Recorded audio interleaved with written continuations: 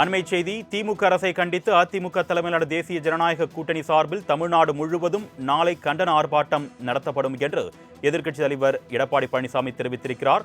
மாவட்ட தலைநகரங்களில் நடைபெறவுள்ள கண்டன ஆர்ப்பாட்டங்களில் கட்சி நிர்வாகிகள் பெருந்திரளாக பங்கேற்க வேண்டும் என்று தனது தொண்டர்களுக்கு அவர் அறிவுறுத்தியிருக்கிறார். அண்மை செய்தியாக பார்த்துக் கொண்டிருக்கிறோம்.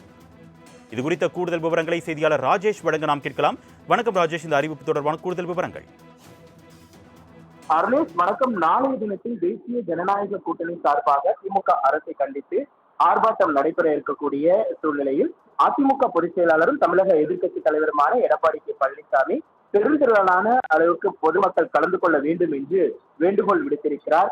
மேலும் அவர் வெளியிட்டிருக்கக்கூடிய அந்த அறிக்கையில் தமிழ்நாட்டில் தொடர்ந்து நடைபெற்று வரும் பாலியல் வன்கொடுமைகள், சட்ட ஒழுங்கு சீர்கேடுகள், போதைப் பொருட்கள் புழக்கம், விலைவாசி உயர்வு முதலியவற்றை கட்டுப்படுத்த தவறிய நிர்வாக திறனற்ற ஸ்டாலின் தலைமையிலான திமுக அரசை கண்டித்து அதிமுக தலைமையிலான தேசிய ஜனநாயக கூட்டணி கட்சிகள் இணைந்து வருகின்ற 17ஆம் தேதி அன்று வருவாய் மாவட்ட தலைநகரங்களில் நடைபெற உள்ள கண்டன ஆர்ப்பாட்டங்களில் பெரும் திரளான அளவில் பொதுமக்கள் கலந்து கொள்ள வேண்டும் என்று அன்று வேண்டுகோள் விடுகிறேன் என்று அவர் குறிப்பிட்டிருக்கிறார். மேலும் ஒவ்வொரு நாளும் நடைபெற்ற அந்த பாலியல் வன்கொடுமைகள், போதைப் பொருள், சட்ட ஒழுங்கு உள்ளிட்டவைகள் குறித்து அறிக்கை வாயிலாக தெரிவித்திருக்கக்கூடிய எடப்பாடி பழனிசாமி ஒவ்வொரு சம்பவத்தையும் மேற்கோள் காட்டி அவர் குறிப்பிட்டிருக்கிறார். மேலும் திமுக அரசு சட்ட ஒழுங்கு பிரச்சனைகளுக்கு எதிராக எந்த நடவடிக்கையும் எடுக்கவில்லை என்பது ஏன் என்கின்ற கேள்வி மக்கள் கேட்கிறார்கள். எனவே எனது தலைமையிலான அரசு வழங்கி கொண்டிருந்த மக்கள் நல திட்டங்கள் அனைத்திற்கும் ஸ்டாலின் தலைமையிலான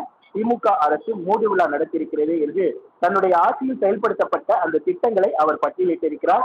மேலும் தண்ணி வரி பல மடங்கு உயர்ந்திருக்கிறது என்பதையெல்லாம் அவர் சுட்டிக்காட்டியிருக்கிறார். திமுக ஆட்சியில் மேற்கொண்ட மக்கள் விரோத செயல்களின் வெளிப்பாடுதான் ஆளும் கட்சிக்காரர்கள் மக்கள் ஆங்காங்கே தடுத்து நிறுத்தி வெளியேற சொல்லி முழக்கமிட்டு போராட்டங்களை முன்னெடுக்கிறார்கள்.